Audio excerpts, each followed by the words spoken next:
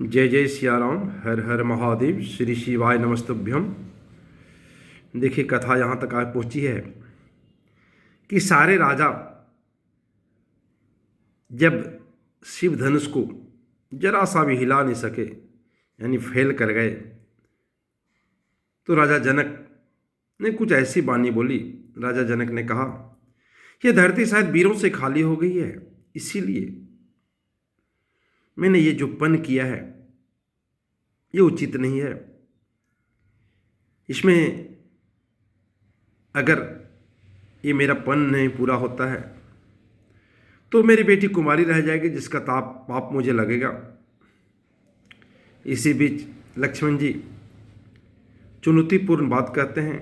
लक्ष्मण जी कहते हैं, इस धनुष को कौन पूछे, इस ब्रह्मांड को मैं गेंद की तरह उठा के खेल सकता हूं। तो लक्ष्मण जी की चुनौती सुनकर राजा जनक ने कहा कि मेरी ऐसी कोई बात नहीं है। लक्ष्मण जी ने कहा कि कोई भी एक रघुवंशी जिस सभा में उपस्थित हो, वहां कोई ऐसा चुनौती देने वाला नहीं है। फिर गुरु विश्वामित्र और प्रभु ने लक्ष्मण जी को समझाकर बैठाया और विश्वामित्र ने जाना कि उचित अवसर है, इसीलिए विश्वामित्र समय शुभ जानी, बोले अति सने मय वाणी। उठहूँ राम भंजहूँ भव चापा, मैठहूँ तात जनक परितापा। विश्वामित्र शुभ समय जानकर अत्यंत प्रेम भरी वाणी से बोले, हे राम उठो, शिव जी का धनुष तोड़ो और हे तात जनक का संताप को मिटा दो। सुनि गुरु बचन चरण सिरुनावा, हर्षो विषादु न कछूर आवा। ठाड़े भये उठि सहज सुभाए, ठहुनि जुबा मृगिराज उलझाए। सुनि गुरु बचन चरण सिरुनावा, हर्षु विषादु न कछूर आवा।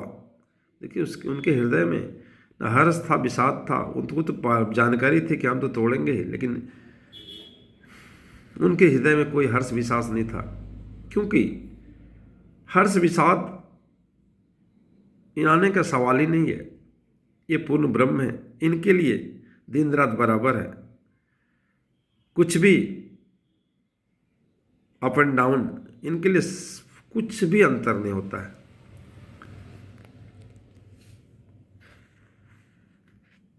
तो गुरु का वचन सुनकर श्री राम जी के चरणों में सिर नवाए। उनके मन में हर्ष न हुआ न विषाद हुआ। वे अपनी एड़ खड़े होने की शान से जवान सिंह को भी लजाते हुए सहज स्वभाव से उठ खड़े हुए। आगे देखिए, हम लोग देखते हैं। उदित उदय गिरि मंच पर, रघुवीर बाल पतंग। बिकसे संत सरोज सब, हर से लोचन भृंग। बिकसे संत सरोज सब, हर से लोचन भृंग। मंच रूपी उदयाचल पर रघुनाथ जी रूपी बाल सूर्य के उदय होते ही सब संत रूपी कमल खिल उठे, नेत्र रूपी भौरे हर्षित हो गए। नृपन केरी आशा निसिनासी, बचत नखत अवलीन प्रकाशी।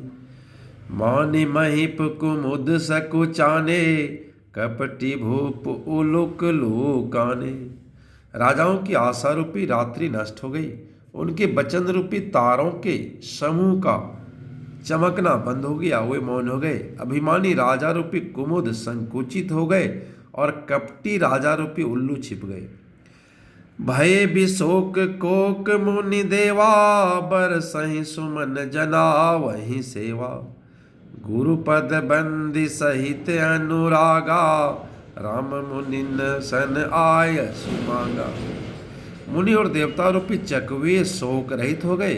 वे फूल बरसाकर अपनी सेवा प्रकट कर रहे हैं। प्रेम सहित गुरु के चरणों की वंदना करके श्री रामचंद्र जी ने मुनियों से आज्ञा मांगी।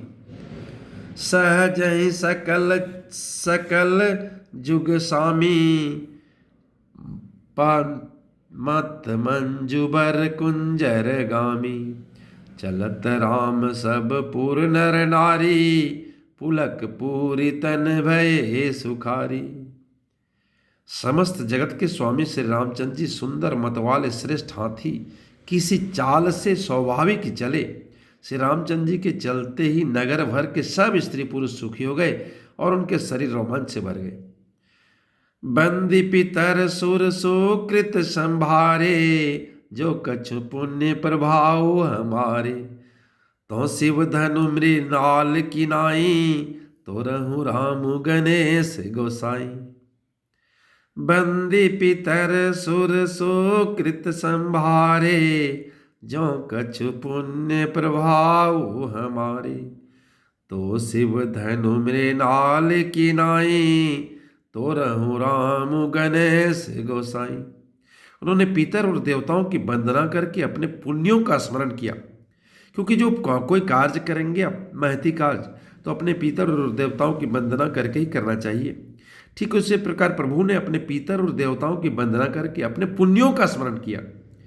यदि हमारे पुण्यों का कुछ भी प्रभाव हो तो हे गणेश गोसाई, रामचंद्र जी शिव जी के धनुष को कमल की डंडी की भांति तोड़ डाले।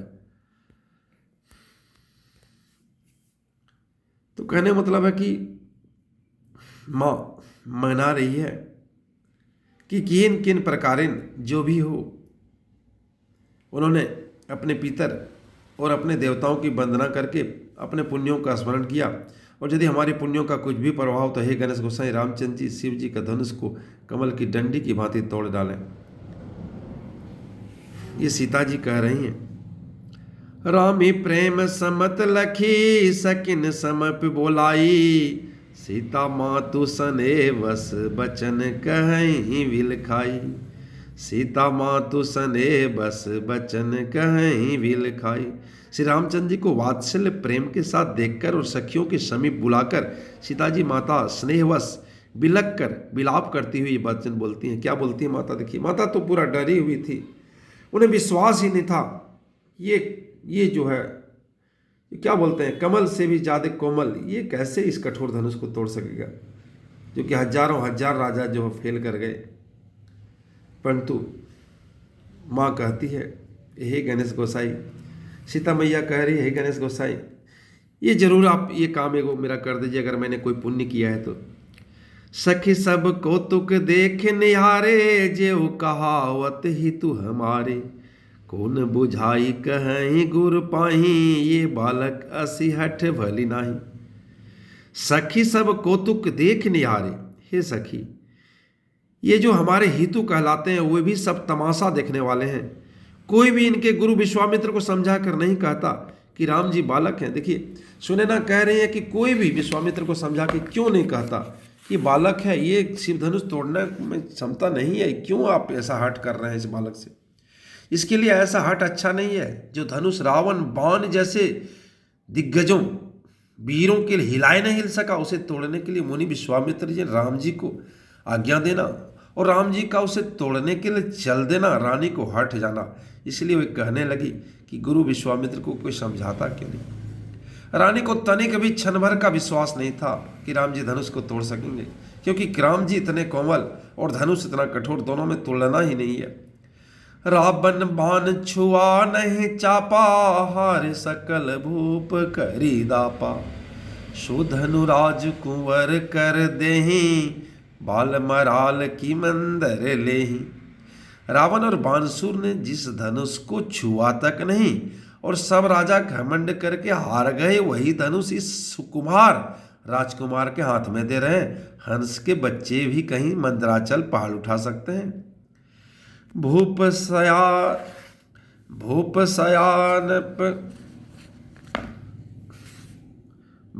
सयानप सकल सिरानी, सखी विधि गति कछु जानी न जानी, बोली चतुर सखी मृदुबानी, तेजवंत लघु गनी न रानी। और तो और समझा कर कहे या नहीं, राजा तो बड़े समझदार और ज्ञानी हैं, उन्हें तो गुरु को समझाने की चेष्टा करनी चाहिए थी। अरे विश्वामित्र ने ठीक है भेज दिया, लेकिन राजा को बोलना चाहिए कि इस बालक को क्यों भेज रहे हैं। परंतु मालूम होता है राजा का भी सारा सेनापन समाप्त हो गया, उसकी मेजोरिटी समाप्त हो गई। हे सखी, विधाता की गति कुछ जानने में नहीं आई। यूं कहकर रानी चुप हो रही है।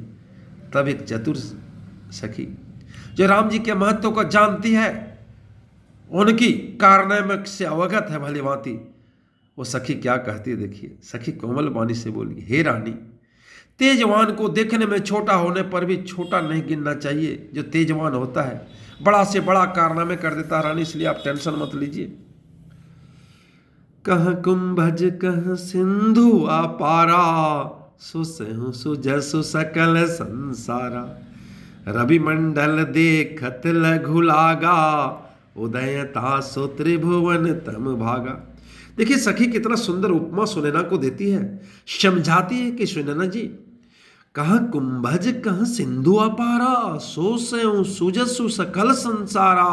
रवि मंडल देखत लघु लागा, उदय तासु त्रिभुवन तम भागा। कहाँ घोड़े से उत्पन्न होने वाले घड़े से उत्पन्न होने वाले कुंभज ऋषि मुनि अगस्त्य, और कहाँ अपार समुद्र, किंतु उन्होंने उसे सोख लिया। हम लोग जानते हैं कि घड़े से उत्पन्न होने वाले कुंभज ऋषि मुनि अगस्त्य ने विशाल सागर को सोख लिया था, जिसका सूरज सारे संसार में छाया हुआ है। सूर्यमंडल देखने में छोटा लगता है, पर उसके उदय होते ही तीनों लोगों का अंधकार भाग जाता है। इसलिए देखने में आपको लग रहा है कोमल छोटा है, लेकिन इसके कारनामे जब आप देखेंगे तो आपको यकीन ही नहीं होगा। मंत्र परम लघु जासु बस, विधि हरिहर सुर सर्व। महामंत्र गजराज कहूँ, बस कर अंकुश सर्व। अब फिर सखी एक उदाहरण देती है, कहते जिसके बस में ब्रह्मा विष्णु शिव और सभी देवता हैं, वह मंत्र अत्यंत छोटा होता है। एक छोटा सा मंत्र के बस में ब्रह्मा विष्णु महेश सब हो जाते हैं। महान मत वाले गजराज को छोटा सा अंकुश बस में कर लेता है, इसलिए कोई बड़ा आश्चर्य नहीं है। काम कुसुम धनु सायक लीने, सकल भुवन अपने बस कीने। देखी तजिय संशय उर अस जानी, भंजब धनुष राम सुनु रानी। अरे भंजब धनुष राम सुनु रानी, भंजब धनुष राम सुनु रानी। काम कुसुम धनु सायक लिने, सकल भुवन अपने वस किने। देखी तजियो संशय अस जानी, भंजऊ धनुष राम सुनु रानी। बोलता आप अपना संदेह अपना संशय त्याग दीजिए रानी, रामचंद्र जी धनुष तोड़ेंगे। आप जानते हैं कि कामदेव ने फूलों के धनुष बाण लेकर समस्त लोगों को अपने बस में कर रखा है। कामदेव के पास क्या है? फूल का धनुष बाण है, और समस्त संसार को अपने बस में कर रखा है। तो ये रामचंद्र जी भी आप अपना संदेह त्याग दीजिए रानी, यही धनुष तोड़ेंगे।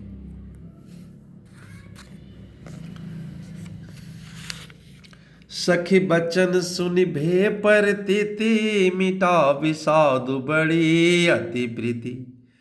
तब राम ही बिलो की बेदेही, सब हृदय भिन्नवति जही तेही। सखी बचन सुनी भे पर तिति, सखी के वचन सुनकर रानी को विश्वास हो गया। देखिए आप किसी को समझाएंगे ना, अगर आप उदाहरण देकर समझाएंगे, सही स्थिति से समझाएंगे, तो वो समझने के लिए तैयार हो जाता है। तो सखी बचन सुनि भे पर तिति, मिटा विषादु बड़ी अति प्रीति। मिटा विषादु बड़ी अति प्रीति। तब राम ही बिलो की बेदेही, सब हृदय बिनवती जही तेही। सखी वचन सुनकर रानी श्री राम जी के सामर्थ्य के संबंध में विश्वास हो गया। उनकी उदासी मिट गई और श्री राम जी के प्रति उनका प्रेम अत्यंत बढ़ गया। उस समय श्री रामचंद्र जी को देखकर सीता जी भयभीत हृदय से जिस देवता को विनती कर रही है। ये देखिए सीता सभी देवताओं से विनती कर रही है, ये सांवरे को मैंने मन में बसा लिया, हृदय में बसा लिया है। हे देवी देवताओं, अगर थोड़ा भी मैंने पुण्य किया है, आपकी सेवा की है, तो आज मेरी सेवा का फल अवश्य दीजिएगा। मन ही मन मनाव कुलानी, हो प्रसन्न महेश भवानी।